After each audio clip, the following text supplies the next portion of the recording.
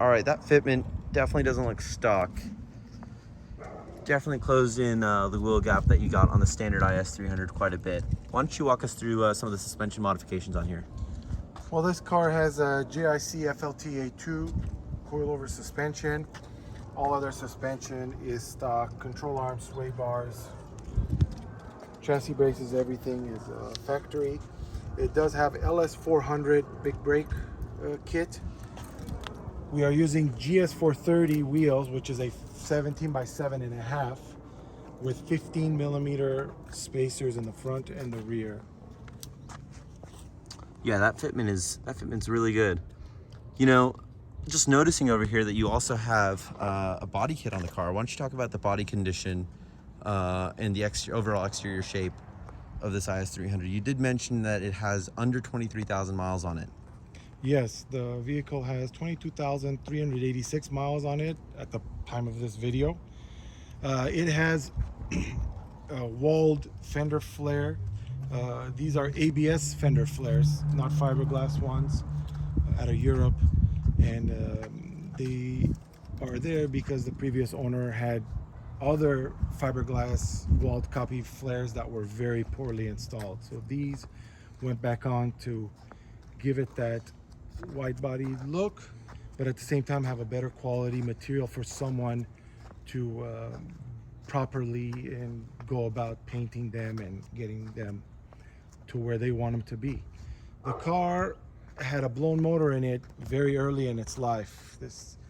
And unfortunately the car sat for a very long time. That's why it's got such low mileage on it. In that time it sat, which was over 10 years, part of it was garaged, part of it was outside, went back and forth.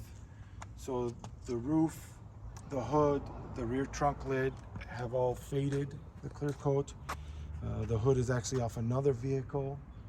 It's not the factory hood, the original hood.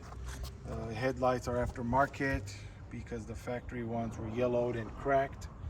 So these were just another pair of headlights I happen to have. So those are up to the new owner to pick and choose how they want to repair, how they want to paint. You know, this car is actually, the paint is so clean and very minimal dents that it's a great candidate for a wrap. Minimal dents need to be repaired from sitting around, but other than that, it's a great candidate for a wrap for sure.